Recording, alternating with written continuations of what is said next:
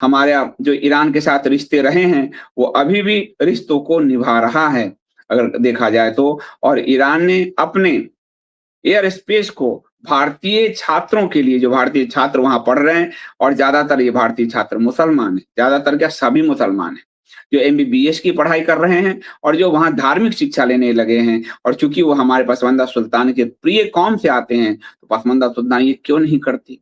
आपको ध्यान होगा कि यूक्रेन में जब भारतीय हिंदू छात्र फँसे हुए थे, तो कितना कठिनाई हो रही थी इनको। लेकिन अभी जो है बहुत आसानी के साथ, और ईरान फिर मान भी गया है। और फिर ईरान ने से करीब 1000 जो भारतीय छात्र थे, उनको जो है वो यहाँ पर भारत पहुँचे हैं। तो ईरान ने अपने स्पेस को थोड़ी देर के लिए जो बंद किया हुआ था, भारत के लिए खोला, बंद हवाई क्षेत्र को भारत के लिए खोला।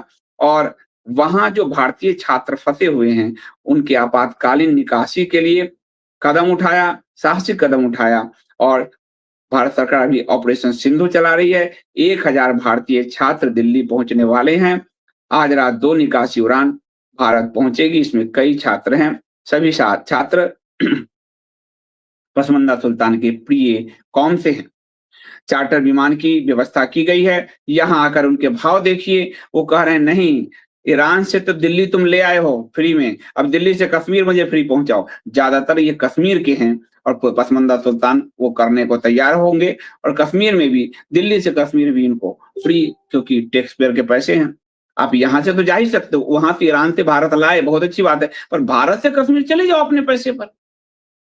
लेकिन यहाँ से भी भारत सरकार भेजे। अब दिल्ली और कश्मीर के बीच तो कोई युद्ध चल नहीं रहा।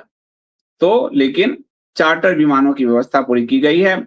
और पिछले 8 दिनों से जो ईरान और इजरायल के बीच भीषण जंग हो रहा है, मिसाइल हमले हो रहे हैं, इसमें ईरान का हवाई क्षेत्र बंद है।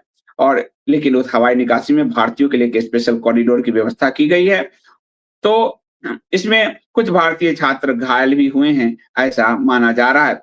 दिल्ली में ईरानी दूतावास के अधिकारियों ने कहा कि कुछ भारतीय छात्र इजरायली हमले में घायल हुए हैं, और वे सभी तेहरान में ईरानी विदेश मंत्रालय और भारतीय दूतावास के संपर्क में हैं।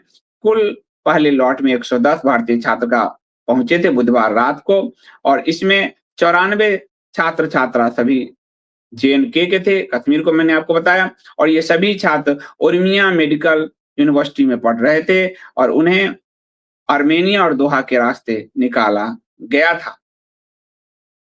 तो आपको बताऊं कि अभी भी ईरान इस मामले में भारत का सहयोग कर रहा है, लेकिन भारत ने एक संतुलन की नीति अपना रखी है। इजरायल भी भारत का मित्र है, इजरायल ईरान भी मित्र है, तो भारत ने अभी संतुलन की नीति अपना रखी है।